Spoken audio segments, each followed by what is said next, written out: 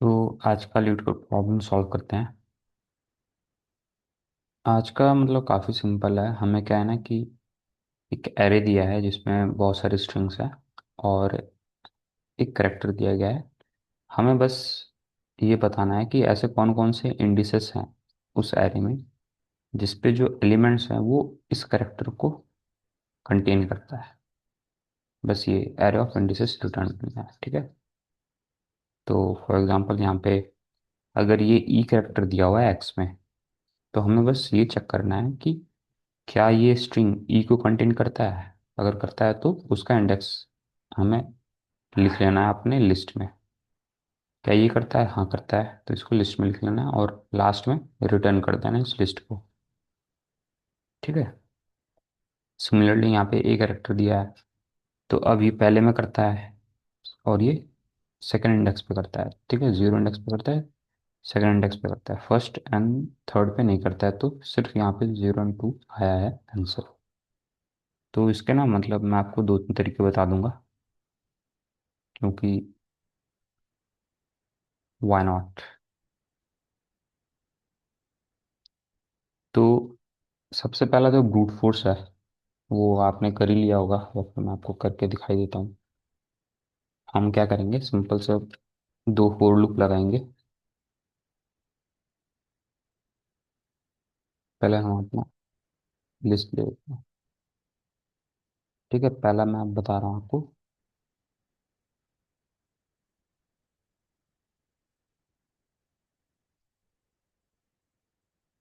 पहला brute force, ठीक है। हम पहले नम ये वर्ड्स वाले एरे पे ट्रेवर्स करेंगे,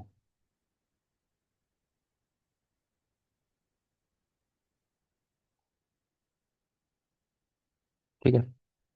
उसके बाद हम ट्रेवर्स करेंगे अपने स्ट्रिंग पे, जो ये वर्ड है। तो वर्ड अभी हमारा ये करंट वर्ड है, ठीक है। तो अब इस पे ट्रेवर्स करेंगे।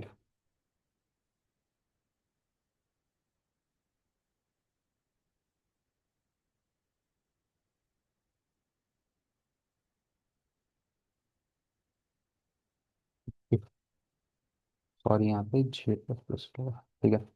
और जैसे ही हम देखेंगे कि हमारा कोई भी करेक्टर मैच करता है एक्स से, तो हम उसको लिस्ट में डाल देंगे, ठीक है। यहाँ पे इंडेक्स लिख देता हूँ, इंडेक्स। तो if word dot where at J equals to X है, तो हम सीधा इंडेक्स वाले लिस्ट में आई और इसको ब्रेक कर देंगे।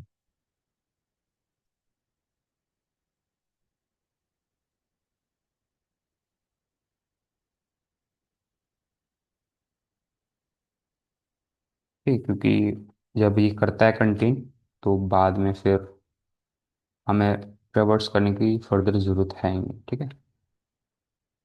ओके, लास्ट में हम रिटर्न कर देंगे इस लिस्ट को,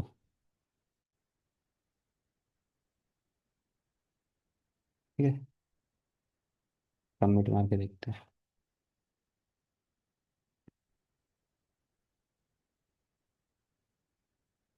तो ये चल गया।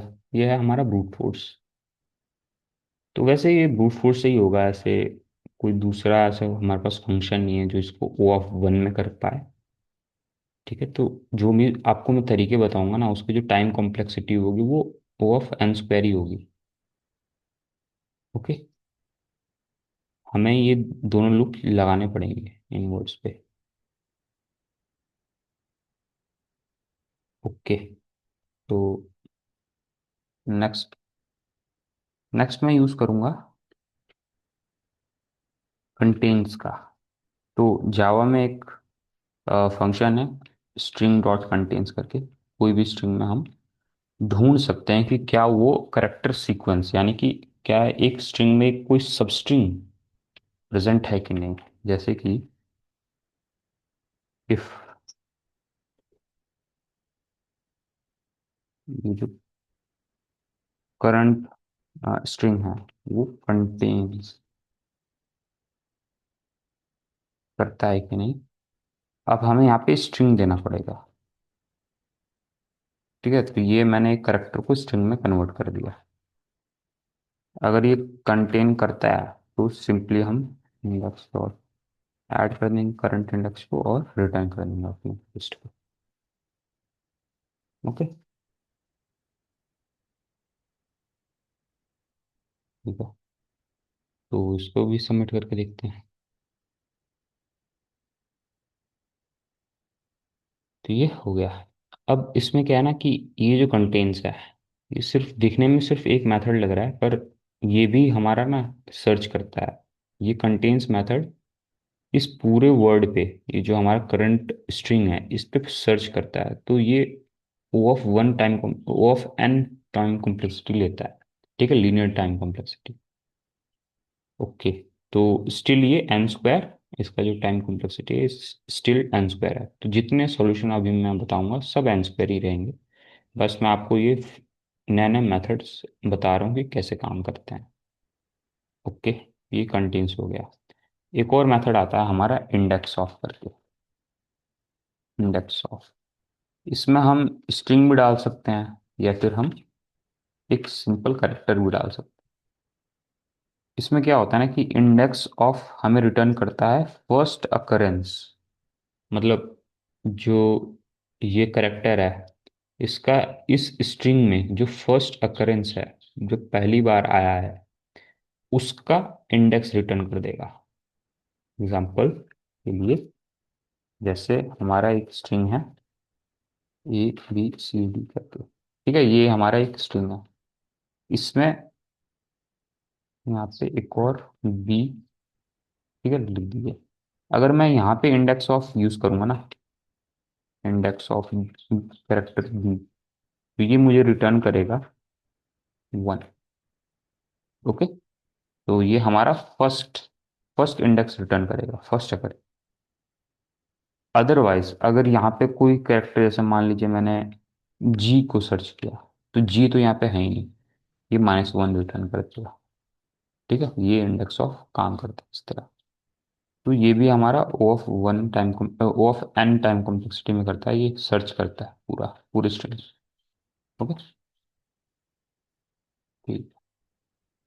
तो इसको हटा देते हैं यहाँ से। और यहाँ पे सिंपली चेक करेंगे कि अगर वो -1 नहीं है, यानी कि ये प्रेजेंट है। ठीक है, अगर ये इंडेक्स ला के दे रहा है हमें, तो हम उसको ऐड करते हैं। इसको भी सबमिट मारते हैं।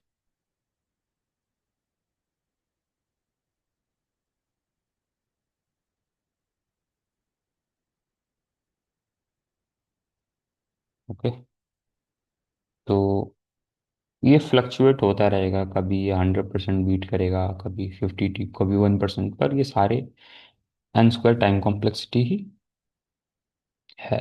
ठीक है, तो इस पे आप ध्यान मत दिया कीजिए। ठीक है, ओके। अब नेक्स्ट मैं आपको बता दूं क्या है। नेक्स्ट है ना, हम स्ट्रीम एपीआई का यूज़ करेंगे। तो मैंने क्या किया था ना कि पहले मुझे काफ़ी दिक्कतें होती थी ये जावा स्ट्रीम एपीआई यूज़ करने में। तो मैंने क्या किया, एक दिन चैट जीपीटी से बोला कि मुझे जितने भी मेथड होते हैं, जितने भी पॉसिबल मेथड होते हैं स्ट्रीम एपीआई के, वो सब मुझे मुझे ब्रीफली बताइए किस तरह, एग्जाम्पल के साथ किस तरह यूज़ कर सकता हूँ। तो ये सारे मेथड्स हैं। ओके, एक भी नहीं छूटा है।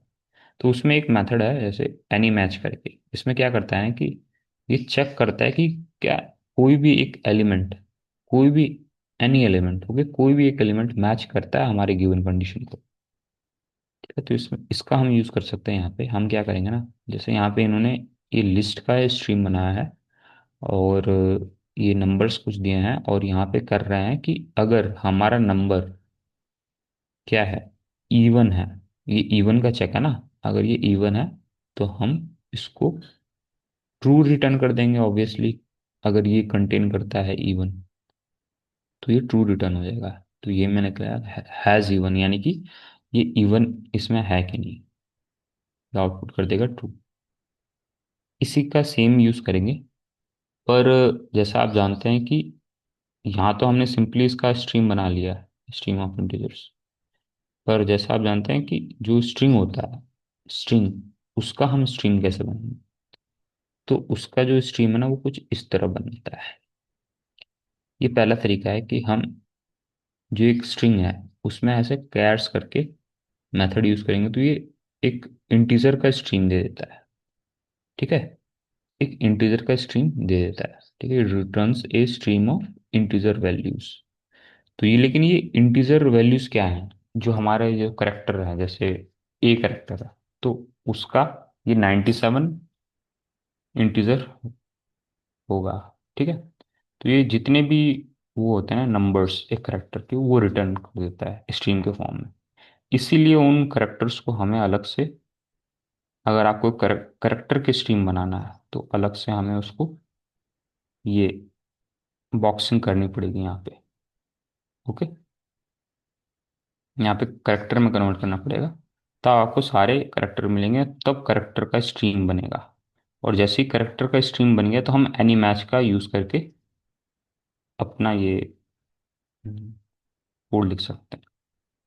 ठीक है, ये कैर्स और दूसरा है कोड पॉइंट, ये दोनों सेम मेथड है, बस कुछ डिफरेंसेस हैं, आप नेट पे देख सकते हैं। ठीक है, तो मैं कैर्स का ही यूज करूंगा यहाँ पे। तो देखो मैं करूंगा क्या।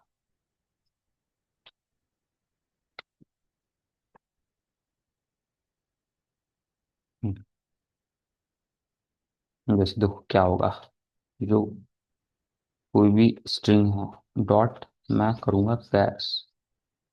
ठीक है, तो ये हमें रिटर्न करेगा ना इस स्ट्रिंग में, जैसे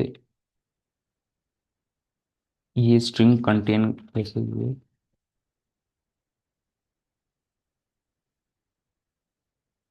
S equals to A B and again A, इस तरह करके है। ओके, तो ये जो एस डॉट कैट्स करूंगा ना, तो ये पता है क्या रिटर्न करेगा? ये रिटर्न करेगा हमें, जैसे ये एग्जाम्पल के लिए ले रहा हूँ कि ये एक स्ट्रीम रिटर्न करेगा इंटीजर्स का, जो इस तरह होंगे 97, 98 एंड 97। ठीक है, ये नंबर्स का स्ट्रीम रिटर्न करेगा, नंबर्स का स्ट्रीम। ओके, इंटीजर का स्ट्रीम। ठीक है, उसके बाद मैं यहाँ पे सीधे लगा दूंगा एनी मैच। ओके, और यहाँ पे जिस तरह यहाँ पे मैंने कंडीशंस यहाँ पे लिखी एनी मैच में, ये देखिए, ये जो मैंने एनी मैच का कंडीशन लिखा है, अब मैं वही कंडीशन यहाँ पे लिखूंगा कि हमारे एक्स के इक्वल है कि नहीं, ये वाला। यानी कि यहाँ पे तो वैसे करेक्टर का नंबर आएगा, ठीक है? तो मैं सिंपली चेक करूंगा कि जो सी है वो इक्वल है कि नहीं एक्स के। पर ये जो चेक हो रहा है ना, वो सिर्फ नंबर्स चेक हो रहा है यहाँ पे ना, सिर्फ मैं ये चेक कर रहा हूँ कि 97 इक्वल है 97 की नहीं, इस तरह ये नंबर्स चेक हो रहा है। ओके, अगर मैच करता है तो मैं सिंपली ऐड कर दूंगा इंडेक्स को। तो मैं आपको करके दिखाता हूँ।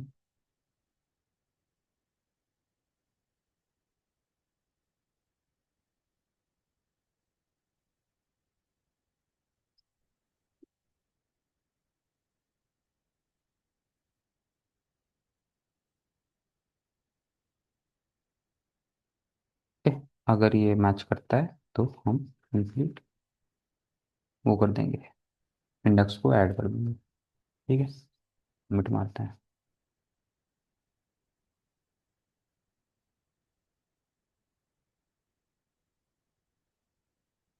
ठीक है, तो ये भी एक्सेप्ट हो गया। तो ये रहा, आपको मैंने दो तीन तरीके बता दिए किस तरह इस प्रॉब्लम को सॉल्व कर सकते हैं। तो तो आई होप इसमें आपने कुछ सीखा होगा इस वीडियो से। So thank you so much for watching.